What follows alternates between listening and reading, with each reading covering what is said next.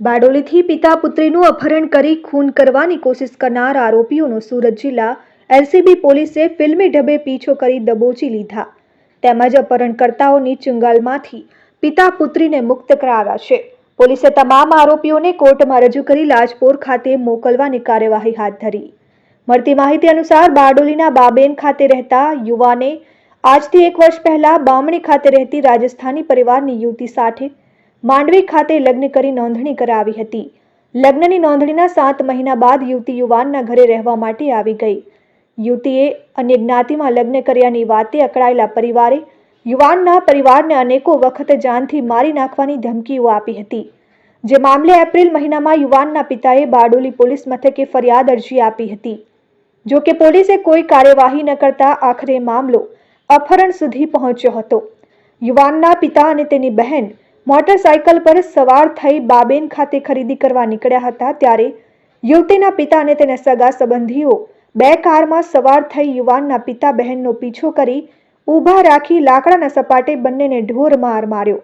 તેઓનું હત્યાના ઈરાદે અપહરણ કરી જતા એલસીબી અને રૂરલ પોલીસ ઝંખવાવથી નેત્રંગ જતા રોડ ઉપર પહોંચી જઈ અપહરણકર્તાઓની કાર રોકીને ભોગ બનનાર પિતા પુત્રીને મુક્ત કરાવ્યા।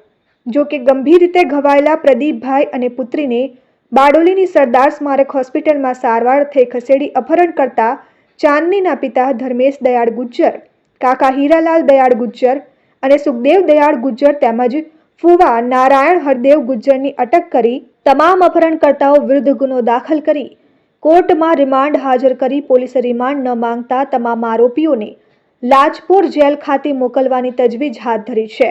15મી ઓગસ્ટના દિવસે અમે ઝંડો ફરકાવવા ગયેલા સવારે 10 સાડા 10 ઝંડો ફરકાવ્યા બાદ ઘરે ગયા અને ઘરથી ક્રોમા સેન્ટરના બાજુમાં મેક્સ શોરૂમમાં કપડાં લેવા માટે કઈ જગ્યાએ બારડોલી બાબેન કપડાં લેવા માટે ડિસ્કાઉન્ટના હિસાબે ગયેલા હતા।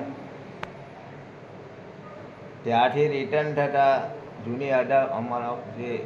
જૂની અદાવતવાળા જે માણસો હતા તે અમારા પીછો કરી રહેલા હતા ને અમને પકડીને રોડ પર જ મારવા લાગ્યા હતા। મને લાકડીના એના દંડાના લીધે બહુ જ મારેલું છે, હાથ પગ તોડી। કેટલા લોકો હતા? લોકો 4 જણા હતા। શું લઈને આવ્યા હતા? 4 વ્હીલમાં આવેલા હતા। ત્યાર પછી કોઈ 4 એક લેડીઝ આવેલી હતી, તેમાં મારી છોકરીને બહુ મારી, મને તો મારા હાથ ટાટિયા તોડી નાખ્યા। પોલીસને કઈ રીતે જાણ થઈ? અમને ત્યાર પછી અમને તો કિડનેપ કરીને એ લોકો લઈ ગયા હતા।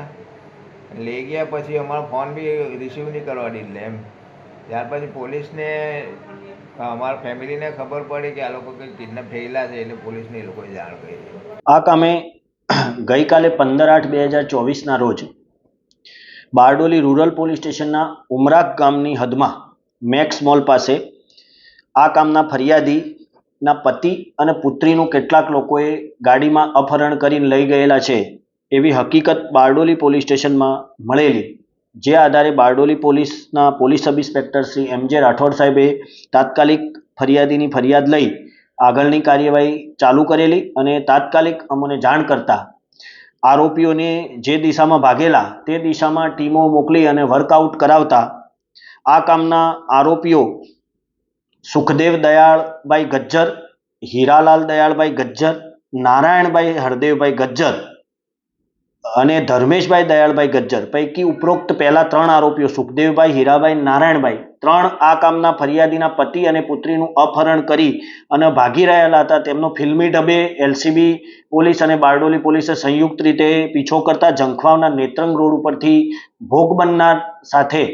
બંને ભોગ બનનારો સાથે પકડાઈ ગયેલા અને તાત્કાલિક ગણતરીના કલાકોમાં જ એટલે 1-2 કલાકની અંદર આ કામે અપહરણનો ગુનો શોધી કાઢેલો અને પિતા પુત્રીને વ્યવસ્થિત રીતે સહસલામત રીતે એમને છોડાવી દીધેલા। આ કામના આરોપીઓએ અપહરણ કરેલું તે દરમિયાન પિતા પુત્રીને માર મારેલો હોય જે બાબતે મેડિકલ સારવારની તજવીજ પણ કરવામાં આવેલી છે। આ બાબતે બારડોલી પોલીસ સ્ટેશનમાં BNSની કલમ 140(2), 127(2), 351(1), 351(3), 109(1)(3)(5) મુજબનો ગુનો રજીસ્ટર કરી એટલે કે અપહરણ તેમજ જાનથી મારી નાખવાની ધમકી આપી, ખૂન કરવાની ધમકી આપવા બાબતેના ગુનો રજીસ્ટર કરેલો છે।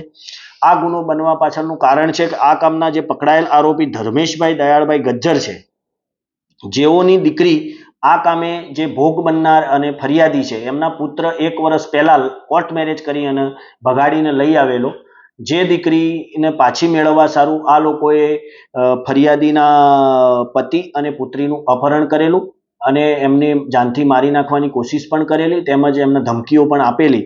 તો આ ગુનો તાત્કાલિક જાણ થતાં અને પોલીસની સતર્કના કારણે તાત્કાલિક શોધી કાઢવામાં આવેલો છે અને ફરિયાદીના પતિ અને પુત્રીને સહી સલામત રીતે એમને હોસ્પિટલ સારવાર કરી પરત કરવામાં આવેલા છે. Hitesh Parikh, RN news, Bardoli.